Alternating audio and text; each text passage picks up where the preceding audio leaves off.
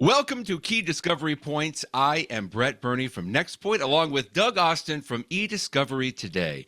Doug, an interesting case that you covered this past week, which kind of seems to reiterate if you're going to object to anything, if you have any objections, you might want to get them on the table as early as possible. Don't wait to the last minute because the judge probably is not going to like that.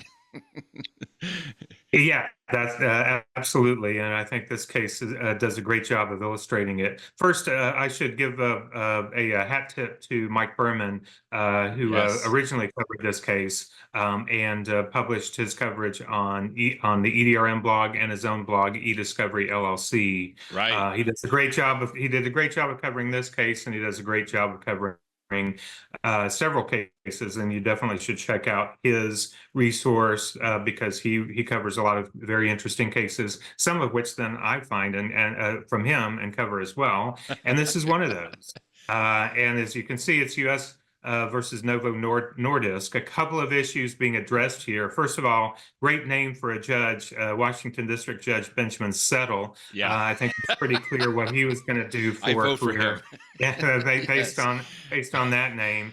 But as Brett mentioned, one of the considerations here were negotiation over the defendant's 30b6 topics, Right. 30b6 deposition topics. And basically, they had several meet and confers. The defendant summarized what they thought was the resulting agreement. The state of Washington, which was one of the plaintiffs, responded saying there might still need to be a few things, adjusted.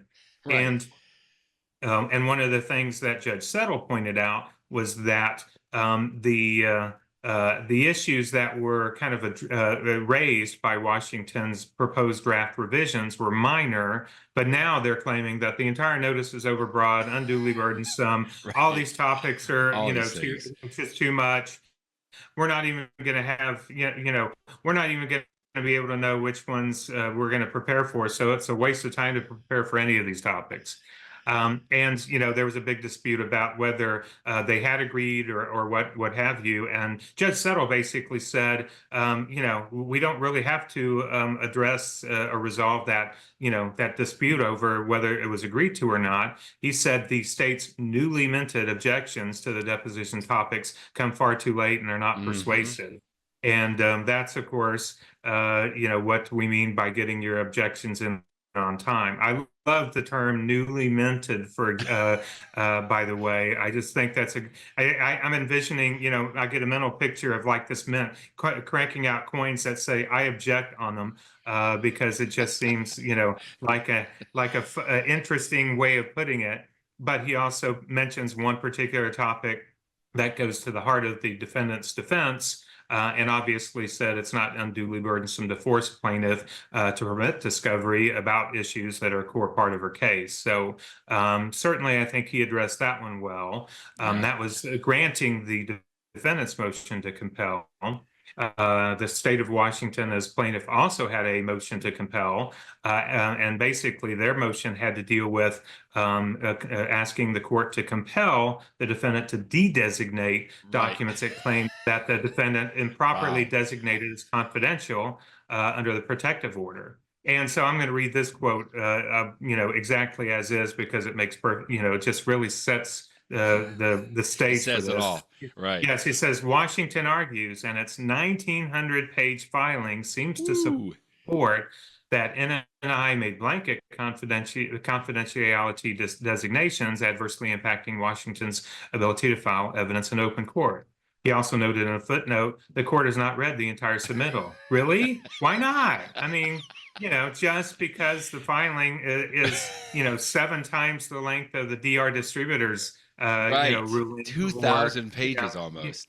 Yeah, or almost two copies of War and Peace, or 4 months of eDiscovery Today blog posts. It's just it's just ridiculous. This goes beyond TLDR. This is more like TLNGR. Too long, never gonna read. Never gonna read. Right. And the way he essentially addresses it in denying the motion is First of all, he notes that the defendant said that the state of Washington seeks blanket de-designation. Yeah. And so what he really said was, hey, we're too far in the case. You want to raise individual documents that you think shouldn't have been designated as confidential, do that as they come up. Otherwise, there's really nothing to do here. So he denied it without prejudice, so they can raise the objection to specific documents being designated as confidential, which I think is an appropriate way to go about it. However, I mean, perhaps if the state of Washington hadn't submitted a 1900-page filing and said, hey, they shouldn't blanket blanket designate these as confidential. Instead they should, designate specific ones. Might have had a better chance of getting that through and then forcing the defendant to go back and designate individual documents. Regardless, certainly that's one of the things you never want to do is waste the court's time. And we're certainly going to see, as we're recording this tomorrow, we have the monthly EDRM case law webinar. So I can't wait to see what Judge Peck has to say about the 1900 page filing, because that's going to be an interesting one. But great case, a couple of Good very case. interesting issues being dealt with, and definitely check it out.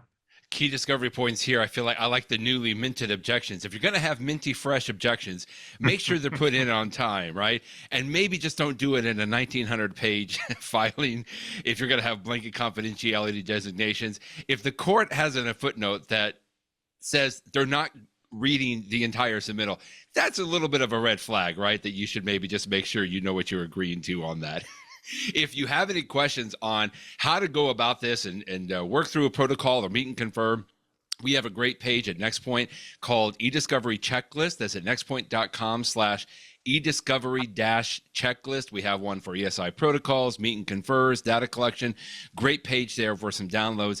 And Doug, you've got a survey going on right now, your fantastic eDiscovery Today State of the Industry Report, where you're inviting folks to go and fill out this 2-minute survey. This is great.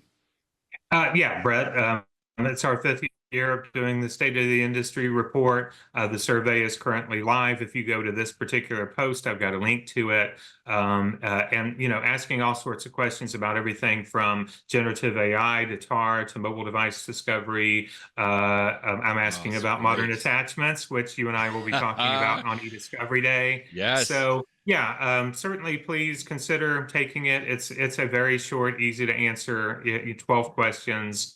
Takes 2 minutes, and certainly would appreciate the support. Fantastic. Doug, always thanks for your key discovery points, and thanks everyone for joining us today.